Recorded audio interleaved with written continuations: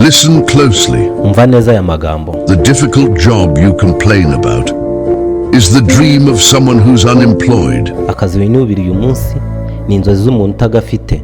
Reka kuganya. The mischievous child that tests your patience is the dream of the childless. Itesha mutwe ry'umwana wawe, ubukubaganyi bwe bisuzuma kwihangana kwawe, ni inzozi z'umuntu udafite umwana utarabyaye. The small house you think is too cramped Inzu wowe wita ntoya kandi mbi is the dream of someone who's homeless. ni inzozi udafite aho gukinga umusaya.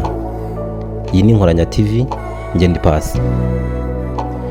The modest savings you worry over Uburyo winubira kutarimo kubika neza amafaranga cyangwa saving amafaranga is the dream of those drowning in debt. ni inzozi z'umuntu urimo imyenda myinshi muri banki. The health issues you consider burdensome Utubazo twa hato na hato tw'ubuzima, uburwayi n'ibindi is the dream of someone fighting a terminal illness. ni inzozi z'umuntu ufite uburwayi bwa karande bumugejeje ku iherezo ry'ubuzima bwe. The fact that your mistakes are not on display for the world to see Ibimenyetso bigaragaza amakosa yawe ngo agaragarire isi yose, ariko bikarangira ibyo bimenyetso bitabonetse ngo hashye, is the dream of those haunted by their past. ni indoto z'umuntu udashaka ko hahise he hagaragara.